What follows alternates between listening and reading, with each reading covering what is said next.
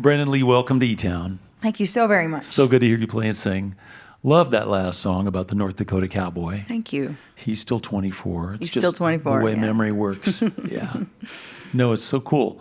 I'm just interested because I don't know a lot of people who grew up in your neighborhood. You know, were born in Fargo, grew up in Moorhead, and back and forth across the river. What can you tell us about it? Oh my goodness. Well, I've lived now away from it longer than I lived in it. Yeah.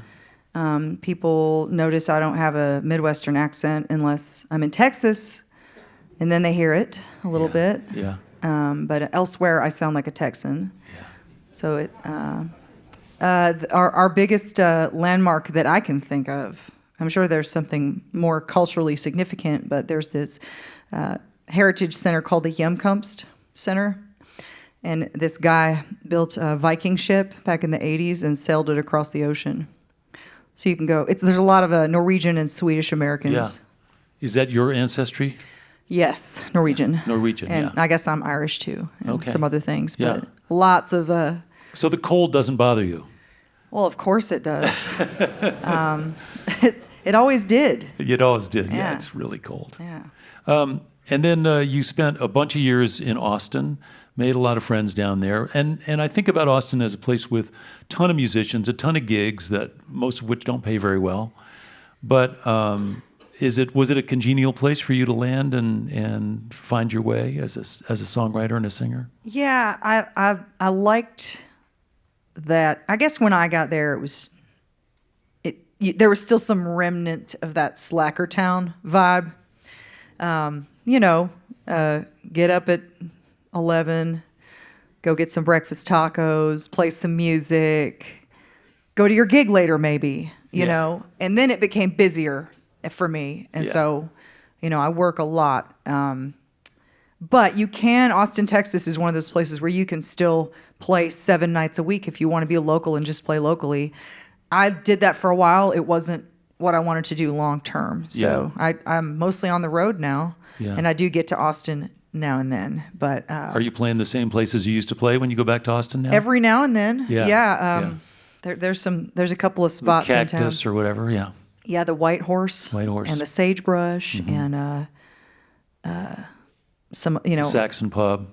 Yeah, every now and then. Yeah. It just depends on the I think I read an article where you were talking about how there was a little bit of underlying sexism in the Austin music scene. Well, you're putting me on the spot a little bit, but you're correct. I wouldn't necessarily say Austin as much as just Texas, and I say that with love. Full disclosure, I'm an honorary Texan. I have a certificate on my wall from the state of Texas that says I'm an honorary Texan. Oh, wow. The Texas Dance Hall Preservation Association got it for me. Wow. Because I love Texas so deeply and Western swing music and Texas music. But we do have a little issue with labeling gender as a genre there. Yeah. And it's not that we don't have that everywhere. Yeah. But it was a thing for me. Yeah, less so when you moved to Nashville? I don't know if it had to do with, necessarily there being a more open-mindedness in Nashville. It's still the South. Yeah. It's still country music. But I think when it came down to it, when I got to Nashville, at least from the business side of things, people understood, whether they were sexist or not, that women were lucrative as artists. Yeah. Hello. Yeah. So it's really just, it's hit or miss. It depends on the spot. Yeah. And if you put the squeeze on people, sometimes they'll get better and forget and stop acting like that and start booking women. Yeah, that's why I'm not afraid to say it. I'm not trying to hurt anybody's feelings. I'm trying to help people just wake up a little bit. Well, it's real, and there is a pay gap, and there is a belief that we're somehow a different species. I don't know how people in 2025 walk around still thinking of us as not half the population and not human, but it's a real thing. And women's music is very entertaining. I mean, just look at Dolly Parton or Taylor Swift. You don't need to convince us. I know. You seem very receptive to my feminist rant here. Yeah,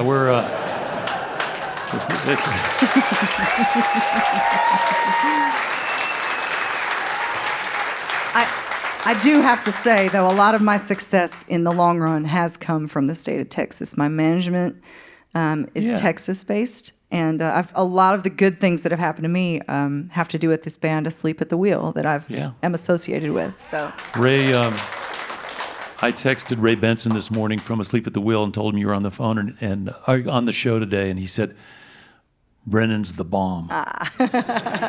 So yeah, you made a bunch of friends down there, as I mentioned earlier. And I think the beauty is music cuts across, I mean, not everything, and there's not to say there's no bias, racial, gender, or otherwise. But the fact that you've done your homework, you love the music of Bob Wills, you love the music of Webb Pierce, you love the music of the Delmore Brothers, you love this fundamental classic roots of where this American tradition came from, and you've studied it and you appreciate it, and then you're contributing to it, carrying it into the next generation, which is absolutely deserving of everyone's respect. Well, thank you very much. Yeah, not kidding, not kidding. Well, it just spoke to me. It just has spoken to me my whole life. People ask, what is country music? You know, and in some places that can be a dirty word. People don't like, oh, what do you mean? What kind of country music are you talking about? To me, it's just rural people's stories, right? And that's a lot of people. Yeah. So it's very, very diverse genre and a very intelligent genre. Well, I want to talk about a couple of people who are intelligent and productive and prolific who have crossed paths with you, and that is Marty Stewart and Chris Scruggs. So just tell me about those two guys and in your universe and whether they helped you along the way. Well, Marty is just an inspiration because he's this wealth of knowledge, and he's remained progressive and also traditional. I know Marty through Chris, who's one of my dear friends. Yeah. Chris is just one of the people that got me, kind of when I moved to Nashville like 7 years ago, got me, like kind of helped me with a lot of things because he grew up there, and he's a really well-loved and respected person and musician. Yeah.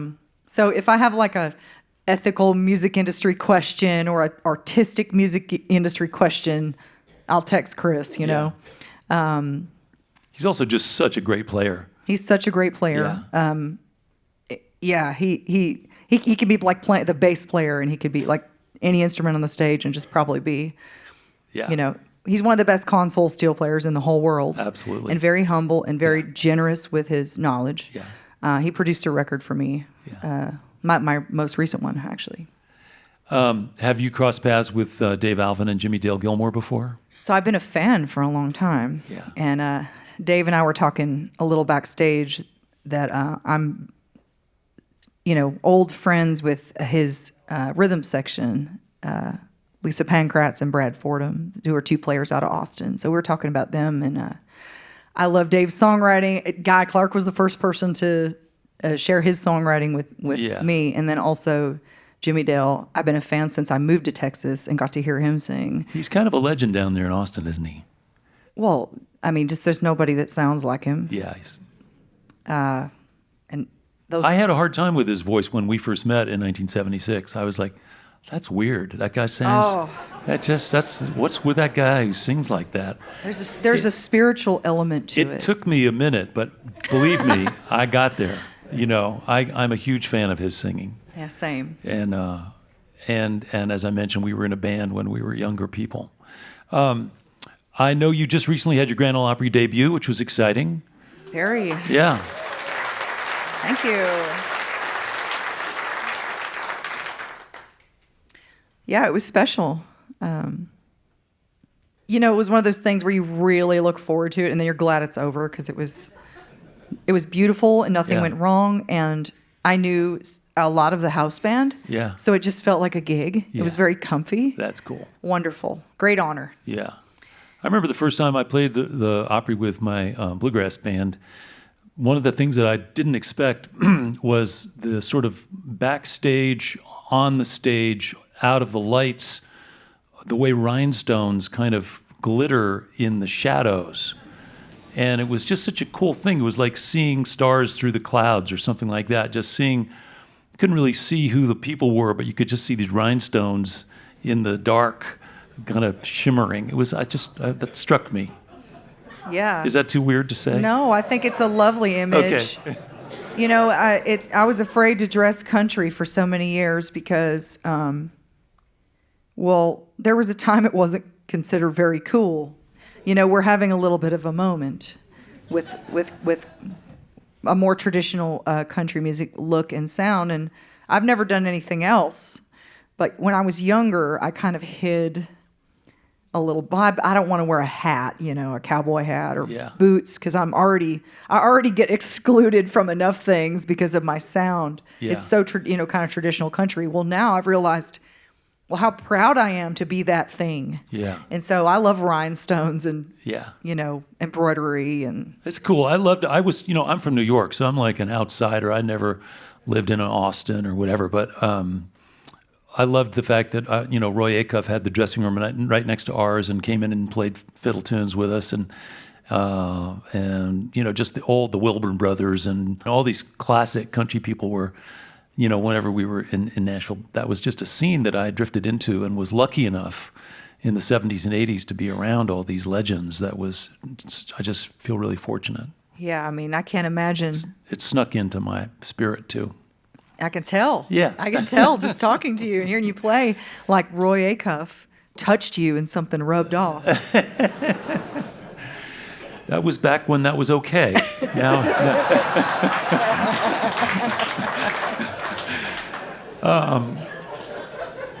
listen, I love the fact that your songwriting has that little extra thing in it that reminds me, and I don't mean to, it's so easy to try to say, oh, you remind me of this person, so your songwriting is like this, but there are a few songwriters, and I guess I could say like Randy Newman or Lyle Lovett or Guy Clark, or a few people where there's a great story, well told, but there's also a little kicker, there's a little wink, there's a little extra something in there that you manage to get into your songs, which I really appreciate. Thank you. I really like I call it like the sucker punch or something. Yeah, there's something. Yeah, there's a lot of old country songs that kind of have a surprise at the end or some kind of little turn, and you feel so good about yourself as a writer when you can get that in there. Yeah. Well, you do it. Thanks. Well, let's hear some more. Welcome back, if you would, Brennen Leigh, now Thank living you. in Texas. All right, yeah.